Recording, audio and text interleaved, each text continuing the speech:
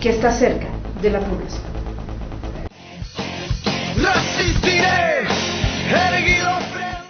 Y en esta oportunidad tenemos el honor de recibir a un connotado político nacional que radica en los Estados Unidos, el doctor Carlos Sánchez Berzaín. Bienvenido, doctor, muchas gracias por permitirnos este enlace internacional con su persona. Mucho gusto, a sus órdenes, Claudia. Un saludo a través de usted a todo el país y a toda la audiencia tan importante de su programa. ¿Cómo está viendo el desarrollo de la política nacional con miras a las elecciones 2020 o 2021 o la postergación de las elecciones? En noviembre del año pasado salió el dictador de Bolivia, pero no salió la dictadura. Y ahora, cuando hace unas semanas llega la crisis mundial del coronavirus, se plantea una situación muy especial que ha modificado, obviamente, todo el escenario social, político y económico de Bolivia. La situación de Bolivia ya era muy especial con la salida del dictador y el establecimiento de un gobierno interino para llevar adelante un proceso electoral en búsqueda de una transición a la democracia. Un proceso difícil, con mucha inestabilidad, con mucha crisis, con mucha tensión, que ahora se ha amplificado en otra dimensión con el tema del coronavirus, que ha llevado a una situación de cuarentena que se acaba de prorrogar, que cambia absolutamente toda la situación. ¿Cómo ve el desarrollo político después de noviembre del 2019 al presente y con la presencia de la pandemia coronavirus?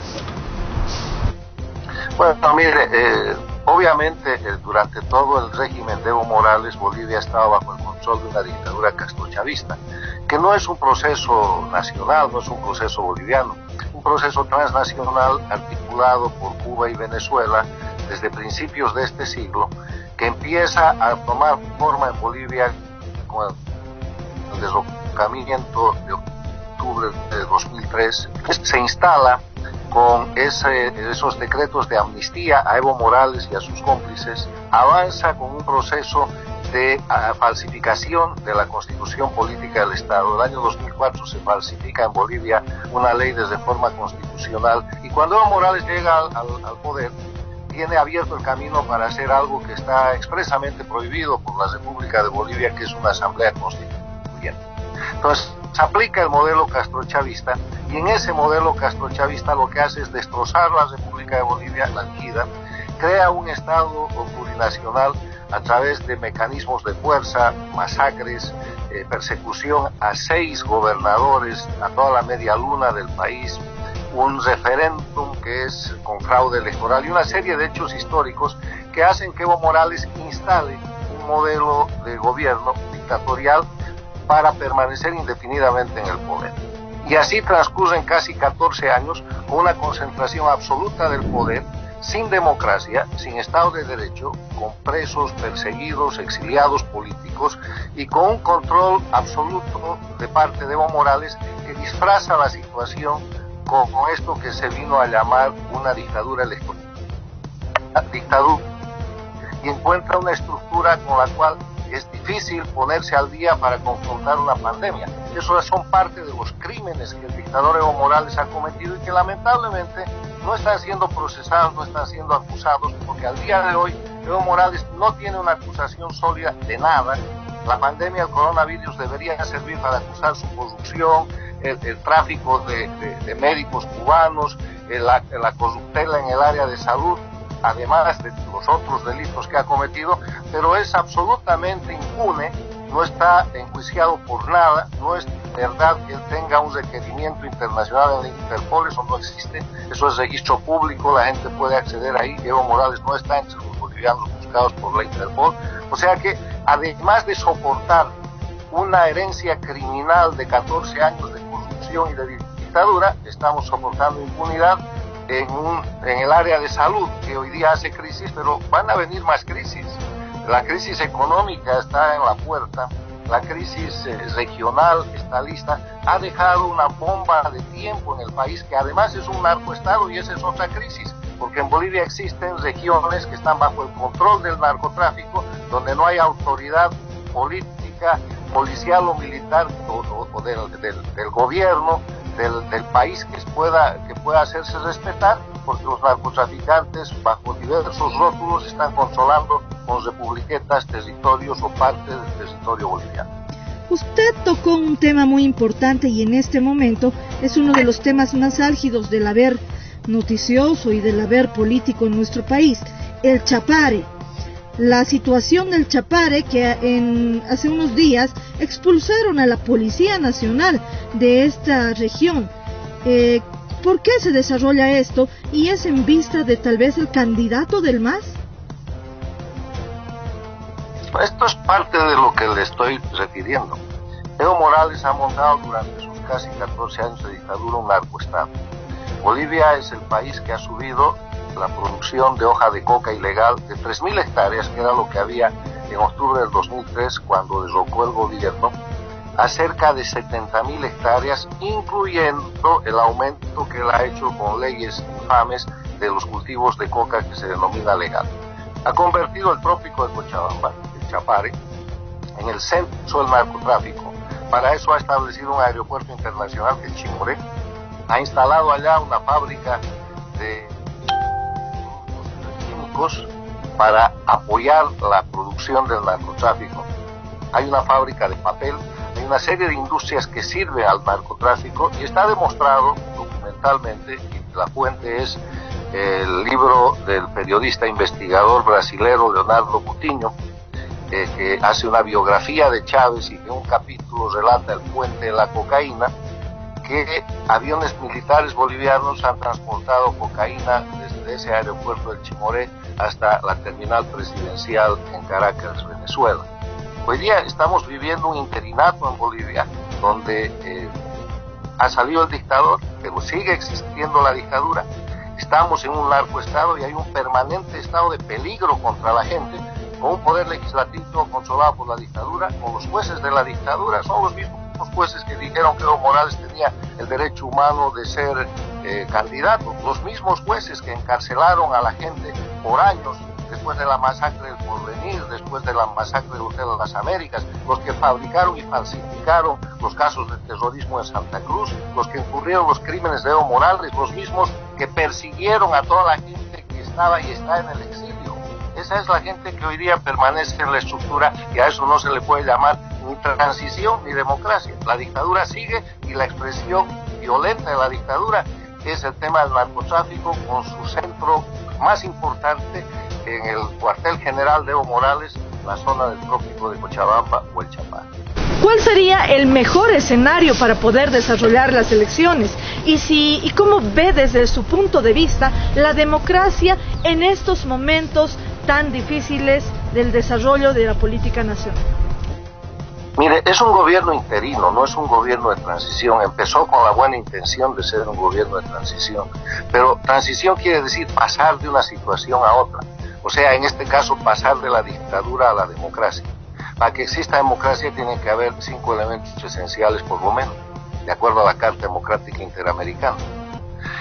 Para que haya democracia tiene que haber división e independencia de los poderes públicos, y eso no existe, porque el poder legislativo, el poder judicial están en manos de la dictadura, son los jueces y son los representantes legisladores nombrados por la dictadura de Evo Morales. Y en el tema electoral hay una cosa mucho más grave. En el tema electoral, en el voto de los bolivianos no hay igualdad, porque el voto en las áreas rurales, por las leyes de la dictadura, vale más que el voto de los ciudadanos en las áreas urbanas para elegir a los diputados uninominales. O sea, con una cantidad mínima de votos usted puede elegir un diputado uninominal en las zonas que Evo Morales creía que controlaba o que controlaba en las áreas rurales, mientras en las ciudades necesita decenas o centenas de miles de votos para el mismo diputado uninominal. Hay que volver al Estado de Derecho, hay que buscar el mecanismo. El mecanismo legal debería ser el retorno a la República de Bolivia, que fue liquidada por mecanismos criminales. Entonces, que valga, que se ponga en vigencia la ley. En este momento estamos bajo lo que se llaman leyes de la dictadura, que no es otra cosa que la estructura del estatuto dictatorial. Y no puede haber gobierno de transición cuando el gobierno interino, con muy buenas intenciones, depende del poder legislativo dictatorial, está bajo el control de los jueces del Tribunal Constitucional y Tribunal Supremo de Justicia de la dictadura, y gracias a eso no hay un juicio contra Evo Morales. Hay que retornar al Estado de Derecho, y el retorno al Estado de Derecho es la República de Bolivia, como era antes de que el dictador Evo Morales la liquide, acuerdo nacional para restaurar la República y para llevar adelante una elección en condiciones de democracia. ¿Qué quiere decir una elección en condiciones de democracia? No hay condiciones de democracia si está participando el instrumento del crimen organizado, que es el MAS. No hay condiciones de democracia si usted tiene el poder legislativo de la dictadura funcionando, los jueces de la dictadura, el Tribunal Constitucional de la dictadura. Y no hay condiciones de democracia si al gobierno interino no le permiten ser gobierno de transición. Se necesita un gran acuerdo nacional para que el gobierno de transición sea un gobierno del sistema democrático, buscando una elección limpia, transparente, que le dé al país verdaderamente un gobierno sólido y que esté en condiciones de hacerle frente a la dictadura. Hoy día la dictadura tiene extorsionado, tiene arrinconado, tiene presionado al gobierno interino. Mire lo que pasa en el trópico de Cochabamba, en el Chapare, mire lo que pasa en Santa Cruz, en los pocos donde el MAS tiene control mayoritario poblacional, donde construyó estructuras político-criminales para ese propósito. Mire, le voy a poner un ejemplo. Cuando la Segunda Guerra Mundial, el Partido Nacional Socialista, el partido nazi en Alemania, es derrotado por los aliados y Hitler se suicida y llega de nuevo la democracia a Alemania, lo que se hace es inhabilitar al instrumento criminal que era el partido nazi, porque si usted lo hubiera mantenido vigente, el partido nazi hubiera ganado la elección los 20 años siguientes en Alemania y nada hubiera cambiado. Doctor, tal vez cambiando de tema, en relación de lo que viene a ser su situación jurídica en Bolivia. Es parte de lo que le explico. Yo no tengo la posibilidad de asumir defensa de un juicio infame que ha sido elaborado por Evo Morales en base a hechos históricos que tienen que ser esclarecidos. Lo que se llama Octubre Negro, la situación de octubre del 2003 que terminó con el derrocamiento del presidente Sánchez Lozada, ha sido históricamente demostrado que ha sido un proceso de conspiración, un proceso de derrocamiento de un presidente constitucional, con hechos de sangre deliberadamente promovidos por la gente que después se ha quedado con el poder. Doctor, ¿cuál es el escenario que se va a vivir en futuro, tanto en el mundo, en los Estados Unidos y en Bolivia con relación al COVID-19? ¿Cómo ha estado pasando estos días?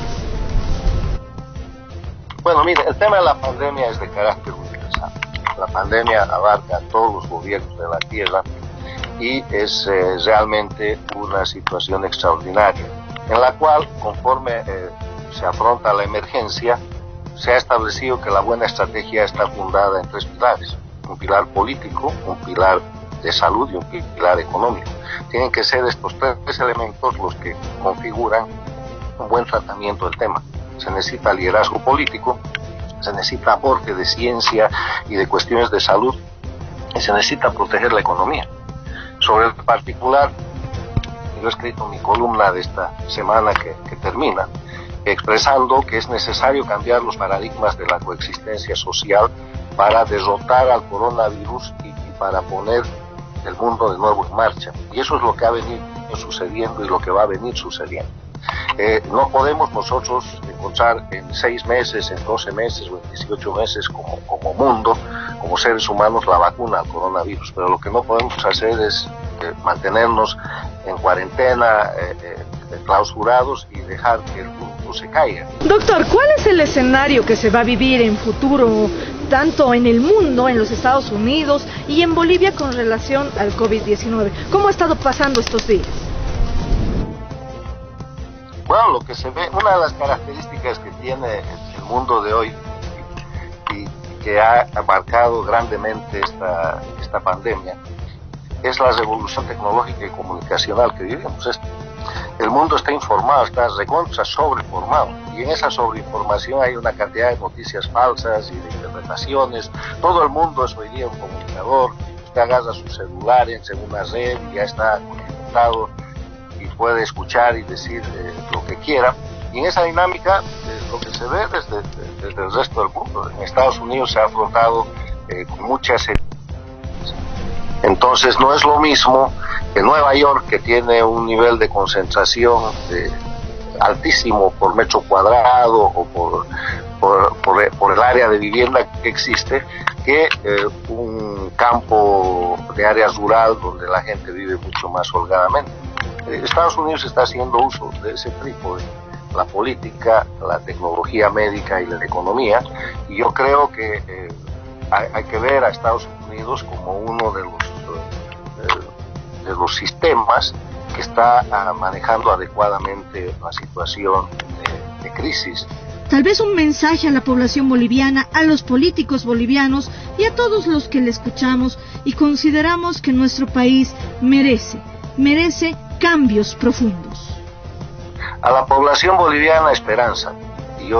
Bolivia es un país que ha tenido grandes desafíos, pero los bolivianos siempre salimos de los problemas y hay un futuro grandioso para Bolivia, porque tiene un gran capital humano. Lo más importante de Bolivia son los bolivianos, somos los bolivianos.